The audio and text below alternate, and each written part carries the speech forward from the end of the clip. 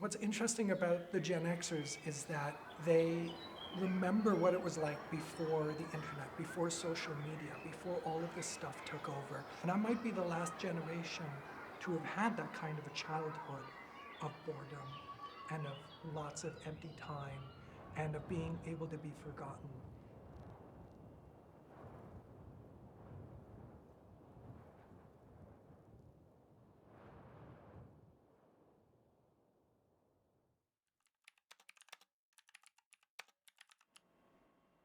My name is Lee Kunle. I'm a professor of political theory at Humber Polytechnic in Toronto. We would come home, there'd be nobody home, you would be unsupervised, you had to take care of yourself, and actions had consequences, but also not ones usually that lasted forever. If you made a mistake, you'd get in trouble, and then it would get forgotten. And there's nothing that I did at the age of 7 or 12 or 16 that haunts me today. Are you comfortable on camera? I don't know. We'll find out. We'll find out. Nervous at all? I mean, it's just a room with like a Just couple a people room. in it. Yeah, it's It not is. too crazy. It's just a room. Yeah. The room where it happens, Hamilton. My name is Andre. I'm 21 years old and I'm a student. I study business tech. I like computers. I like playing video games. Um, Hobbies include exploring YouTube and I like watching Netflix. I would say majority of my hobbies are online. I don't have many offline hobbies, to be honest. I used to play some baseball, but now it's just primarily uh, gaming online or social media, YouTube, and movies and things like that. Well, it costs money. Like, I mean, like, internet's free. In theory, internet's free, and yeah, it doesn't cost me anything to open up my Google browser. When I was younger, I was really addicted to playing CS:GO, and like honestly, a kid my age, I was probably like 12. You should not be on CS:GO, but like it definitely like being online felt a lot better than like myself in person, I guess. Um, but that's just like insecurity and things when you're a kid. Um, and online you can be whoever you want. My name is Kenneth Minor. I am 20. I'm a bit of an artist. I like to draw a lot, and I'd like to play games also. Just like a typical 20-year-old, I guess. I think I technically didn't get a phone. I got a tablet when I was in grade 4 or 5. But even then, I was very limited. I was only allowed like mobile games, basically. No Instagram or anything like that. I do remember my mom getting mad at me when I found out that I had a secret Instagram account because I wanted to fit in with my elementary school friends. I never told her. A lot of people are doom scrolling for 4 hours every night or more. I don't know, whatever. That's escapism in my book. Some people are probably escaping into fantasies in movies or comic books or whatever. To me, that still seems a little more, I don't know, growth oriented or something. Like, and somebody could escape into a fantasy book or a comic book and actually get something out of that they would take into the real world. I'm Jim Nielsen, and I'm a professor here at Humber College, where I teach humanities electives and digital humanities classes. First and foremost, we did not have smartphones or the internet. So, when we wanted to escape from our class, for example, we had to read a book under the table or look out the window. There wasn't any sort of quick way onto a whole new world right there in our hand or our pocket. I feel like in general, this is nothing that, new with me, but Gen Z is very hooked into, doom scrolling and media and so on in ways that we weren't really when I was a kid. When I was in high school, we watched television and so on, but not like to excess. We spent a lot of time socializing in the real world. So. As soon as I get off work, I go home and immediately turn on my PC and I just doom scroll on YouTube or just play games. I would like to have a screen on me. I like to do something. It's like a fidget, basically. My average screen time is, I would say, if an estimate, maybe like 18 hours to 20 on my phone, I think. I don't know.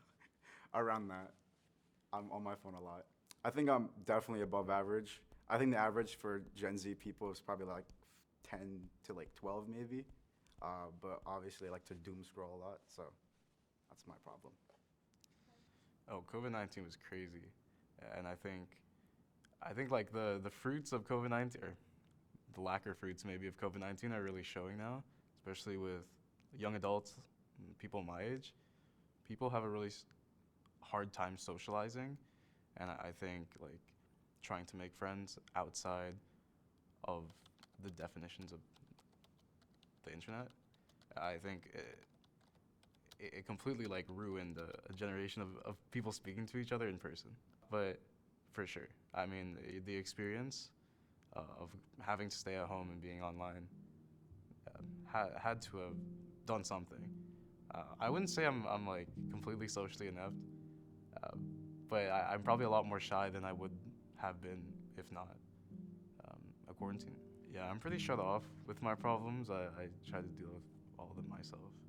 I'm not a big fan of getting support, even though maybe I should. It's just not how I want to do things. I think for myself, I found AI therapy just by venting my problems to a text box. It's just, it's similar to Google. If you're having an issue, you just pop it in. So if I was dealing with something and I don't know how to solve it, just type it in. I can't blame any individuals for turning to this. This is such a massive shift we are dealing with. We've just come out of, it's a while ago and it's almost impolite to mention it, but we've just come out of lockdown, which was an epic loneliness epidemic. And social media has isolated us so much. And so where are we going to turn for companionship and for therapy? I mean, it's kind of no wonder, and I can't blame anybody for doing it. I think it's not good. I think it's really scary because I mean, there was this example, of course, of one. This was outlined on the Daily. A young person, Gen Z, who took his own life. There are a lot of human therapists who are irresponsible, but again, when we're dealing with a system which has the black box problem, which doesn't have direct contact with reality, I understand why people do it, but I think it's really dangerous. I could talk about my own experience with therapists, and that there's a lot to be learned from, or friends for that matter, there's a lot to be learned from, and there's something very satisfying about getting a human being to see you and hear what and maybe they have something of interest to say because they've also been alive and suffered and had feelings that the AI hasn't. I'm a human being encouraging you to be alive as a human being with other people. That's an important takeaway for me, but I guess I'm saying, you're here once, that's not living. Doom scrolling, it's not living. Consuming is not living. Consuming media, consuming anything. It's like producing is living, taking risks is living, falling in love, getting hurt is living, and consuming media is not living. I wish I could, it sounds creepy, but I wish I could kind of listen in on what goes on and so on, because I wish I understood better what it's like for you. As bad as it is, I have no hope. People are spreading lies, fake news. People are believing things that they shouldn't be believing because it's not real. It's one big whole propaganda lie. Yeah, I think we got a chance. We gotta fix up the environment, maybe. Maybe fix up the environment, and I think we'll be okay. But I think the mass majority of people, it's probably not gonna be too bad if we can. I don't even know. There's no solution. I don't think that the problems we're experiencing today are of a technical nature, and so I don't think that adding technology to our society is going to make it better. Also, if we're not changing the fundamental social political structures in which those technologies emerge.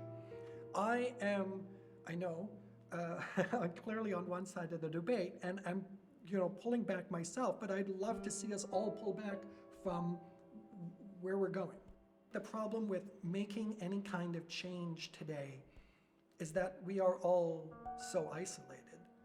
And so I hope that a documentary like this will resonate with other people who are feeling this themselves, or who feel some kind of disconnect with the way the world is, and see that, oh yeah, there's students who feel this way, there's profs who feel this way, there's whoever else feels this way, and that we need to actually be talking about this way before the technologies land.